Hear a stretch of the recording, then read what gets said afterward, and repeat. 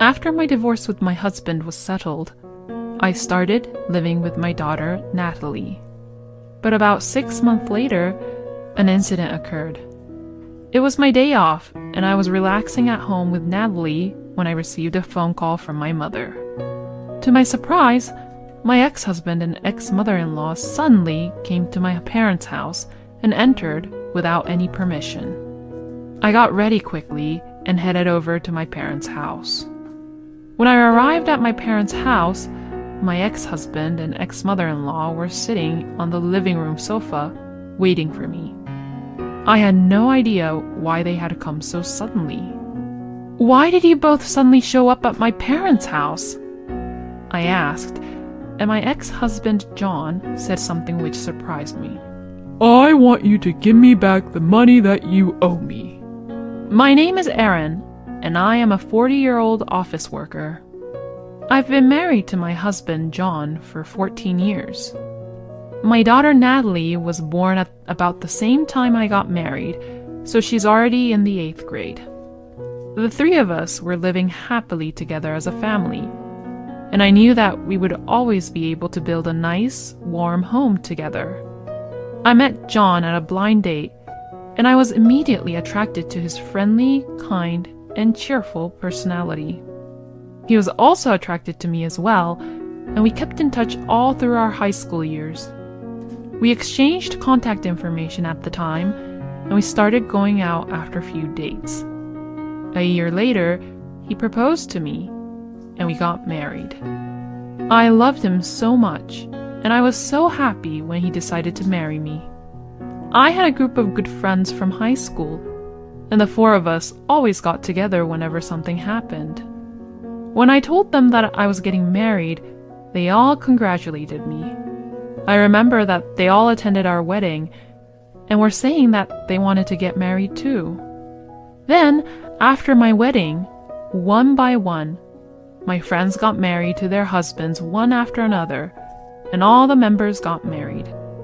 We laughed and talked about how our group has suddenly become a group of adults, because just a group of good friends and classmates had all at once become a group of married women.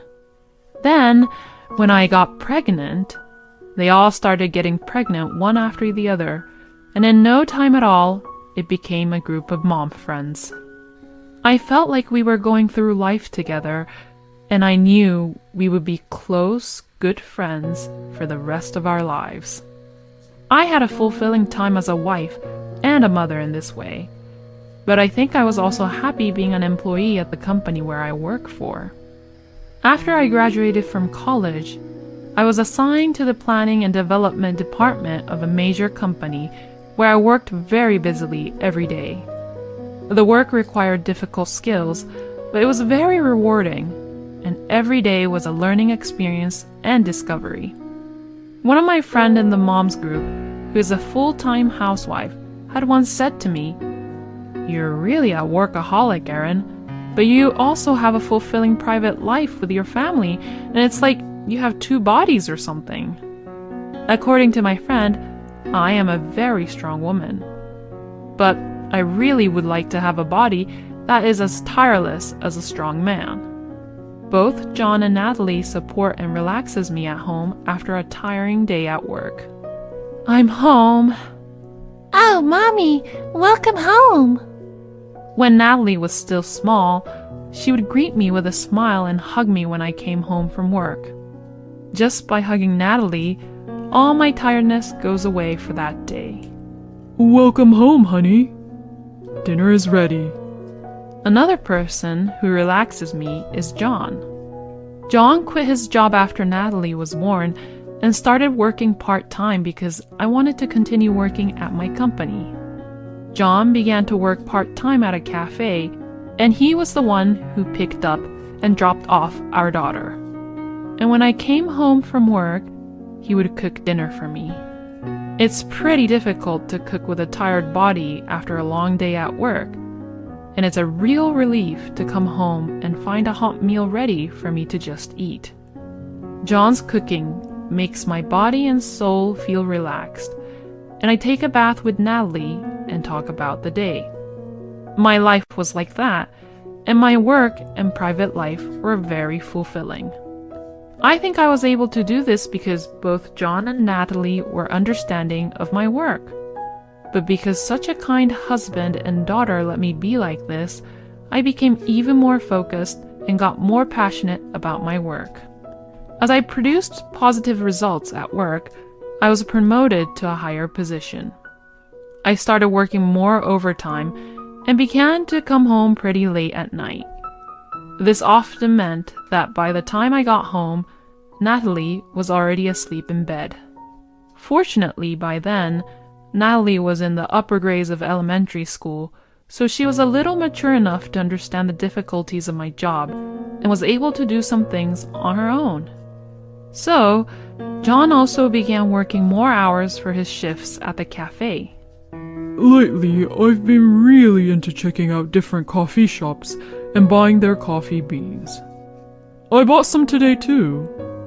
I also bought some cakes at a new cake shop, so let's have them with the coffee. John seems to be addicted to coffee and making coffee, as he seems to be learning about roasting the coffee beans, making coffee with different types of coffee beans, and putting them into practice at his part-time job. That's why he makes very good coffee even at home. In this way, John and Natalie both forgave me for being so passionate about my work, and I didn't realize that our family relationship was slowly starting to fall apart. I first found out about it when Natalie came to me to consult about something. What's wrong? You said you wanted to talk about something. Well, actually, the other day, when I went to see a movie with friends from school, I saw Dad being with another woman. What? It wasn't like they were holding hands arm in arm or anything like that, but they looked a little intimate with each other. And since last year or so, I often hear Dad talking on the phone before you come home from work, Mom. And at other times, Dad's so focused with his phone that he wouldn't really pay attention to me when I spoke to him, and he would look kind of happy while looking at his phone. At first, I thought he was texting you, Mom. I also thought that he was talking to you, Mom, when he was on the phone. But after seeing him, I started to wonder if he was talking to the woman from the other day. Natalie was saying this with a very sad look on her face. She was already in middle school at that time, so she is sensitive to such things and would not be able to handle the shock by herself. And hearing this, I was for sure in shock too. I would be very sad if John, who I thought was putting Natalie first, was actually having an affair behind my back. Oh, I'm so sorry, sweetie. I didn't know we were making you feel that sad. I've been a little work-centered, haven't I? No, I think it's cool that you work so hard, Mom. So don't feel sorry for that.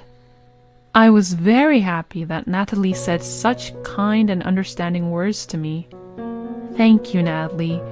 And I'll check with your dad about this, okay? And if your dad is having an affair, I think I'll divorce him, but will that be okay with you, honey? When I asked her that, she nodded her head. I don't like the idea of my own dad having an affair. Just knowing that and being with him would make me feel bad. Seeing my own daughter say this made me reflect on the fact that I had not paid much attention to my family. I must look into this issue thoroughly for the sake of Natalie, who took her courage to talk to me about such a heavy topic. I immediately requested an investigation agency to investigate about John's affair, and I was surprised to find out the results. John was indeed having an affair, just as Natalie had said, and there were photographic evidence of the affair. But what was most surprising was his affair partner. She was Stacy, who was one of my classmates from my high school days and one of the members from the moms group. I was more shocked by the news than John's actual affair. I was betrayed by a really great friend who I had thought we had always been close and trusted each other. Stacy is a stay-at-home mom, and she was the last in our group to get married. So, her child is still small, like 5 years old or something. And yet, she was having an affair with John without taking care of her own child. When I got the evidence of their affair, I was really shocked and couldn't move for a while. If I had not been in my room, Natalie would have seen those photos, and this would cause a lot of troubles in my family. I was not ready to show and confront John yet, and I could definitely not show Natalie these photos. I took a deep breath and tried to calm myself down. Then, one of the friends from the mom's group informed me that she had changed her job, so I thought it would be a good opportunity and suggested that we all get together. Stacy would still have no idea that I knew about the whole affair thing, even if I suggested for a get-together. So my friends set up an opportunity to get all together, and I was to meet Stacy, my husband's lover, 3 weeks later. In the meantime, I hired a lawyer in a hurry and prepared for the divorce. I told Natalie about what I had found out briefly and told her that her dad and I were getting a divorce. So, Natalie and I spent our days off together looking at new apartments to live in. And in no time at all, the day would come when I would confront Stacy at the get-together. Firstly, I asked my friend who has changed jobs to her new job, and then everyone gave their own updates. Stacy still didn't seem to know that I knew about her secret, and we talked normally. Everyone is working after all, so it's good that things are changing. I'm just a housewife, so I'm just repeating the same routine as usual. Stacy says so about her life. Well, you don't have to work, Stacy, because you have a husband who can provide for you. Another one of my friends says that to her. Well, I do appreciate my husband, but there are times when I feel like I'm a little bored of it. I guess now is the time to talk and confront her about her secret. So that's why you have affairs with other people's husbands, right? Huh? Stacy and my other friends froze at my comment. Hey, Aaron, what do you mean by that? Stacy kept silent with her face turning blue, and the other friend asked me the question. Well, it looks like Stacy has an affair with my husband, John. What? No way! You must be joking. Stacy would never do such a thing. The other friends tried to protect Stacy. Since other friends protected her, Stacy took advantage of it. That's right. Aaron, what are you saying all of a sudden? You probably must have mistaken me for someone else, don't you think? Well, of course, Stacy would try to say that. Oh, really? Well then, why don't you all check this with your own eyes? With that, I took out the photos of evidence from my bag. My friends are checking out the photos that are laid out on the table. Oh my gosh! Stacy, why? Stacy probably didn't think that I even had the photos as evidence.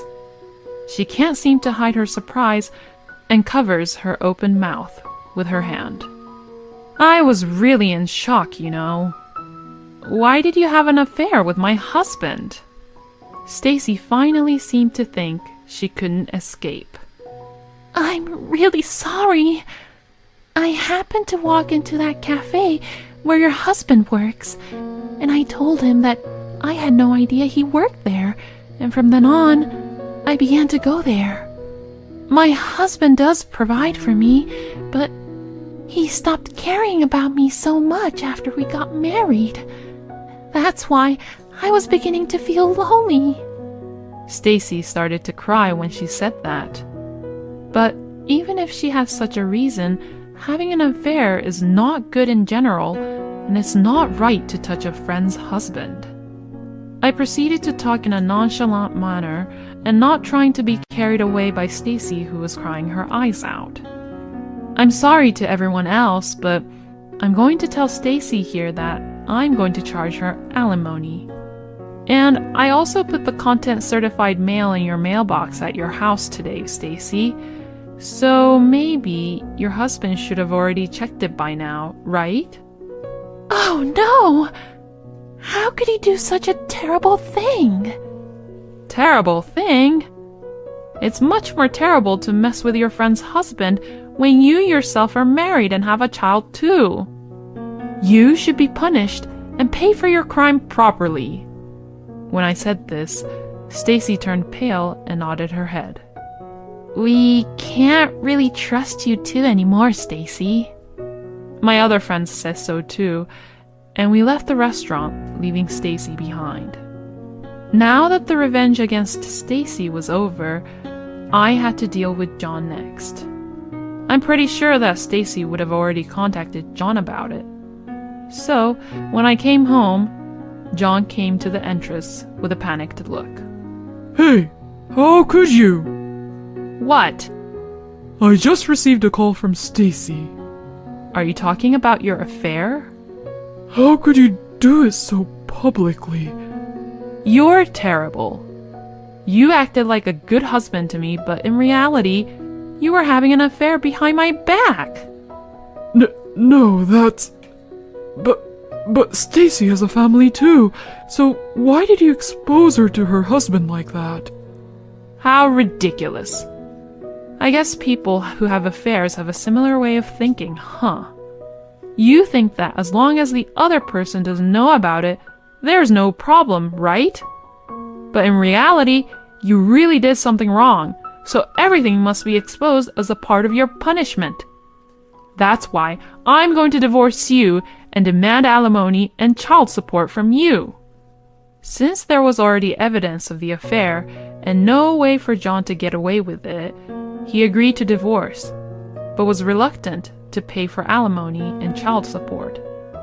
But when I hired a good lawyer and told him that I was prepared to fight the case all the way to court, he finally agreed to pay. So that's how I divorced my now ex-husband, sold the house we had been living in, and moved into a new apartment with Natalie. I filed for alimony from my ex-husband and Stacy and received $30,000 from each of them. I also demanded child support from John. After the divorce was finally settled, I started living with Natalie. As one would expect, this incident traumatized me for quite a while, but little by little my wounds began to heal. However, about 6 months later, an incident occurred. I was relaxing at home with Natalie on my day off when I suddenly received a phone call from my mother. What she told me has surprised me so much.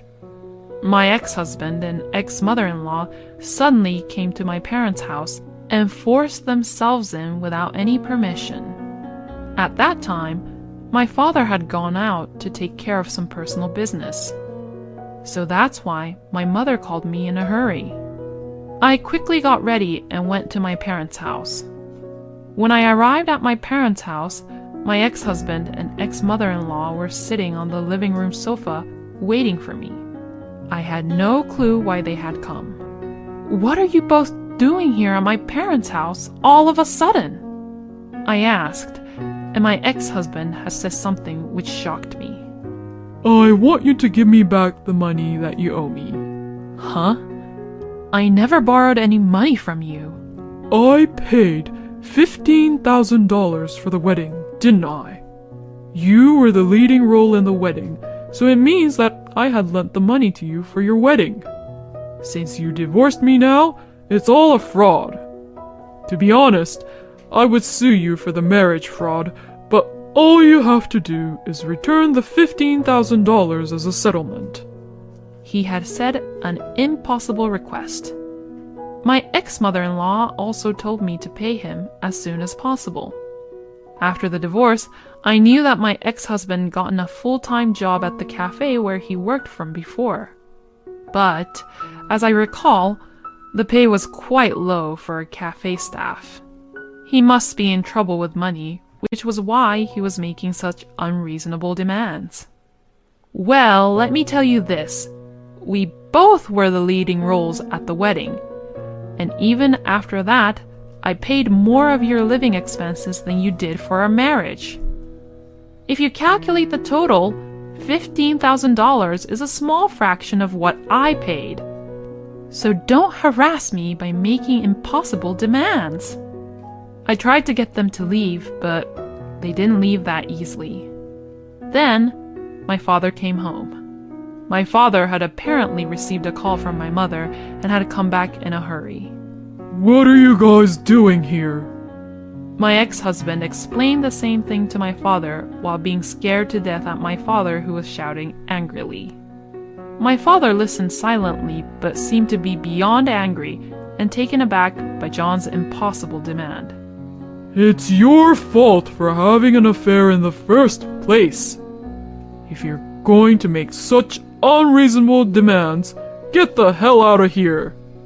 Saying this, my father tried to kick him out, but my ex-husband got down on his knees. Please, Aaron, lend me money. Not only from you, but Stacy's husband is demanding alimony from me, and I really can't pay up anymore. $15,000. No, $10,000 would even help. He must be insane to be begging for money at a time like this.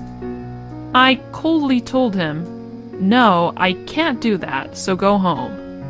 But to that, my ex-mother-in-law says, Come on, you are also responsible for what had happened. and insisted that I was obligated to lend the money. The situation was getting out of hand. So, my father said, Okay, I'll get the money, so wait. And went to another room. Hey, Dad, what do you mean? I hurried after him, and my father grinned. Well, I have plenty of money. Since we have it, why don't we give it to them? I was convinced after I saw my father open the closet and take it out. Well, this will be interesting. My father put the bills in an envelope and gave it to John. After finally getting what they wanted, my ex-husband and ex-mother-in-law left with satisfied looks on their faces. And just as they left, I immediately locked the door and called the police. The two seemed to have checked the envelope after they went outside, and immediately came back and started banging on our front door. Hey, what the hell is going on here?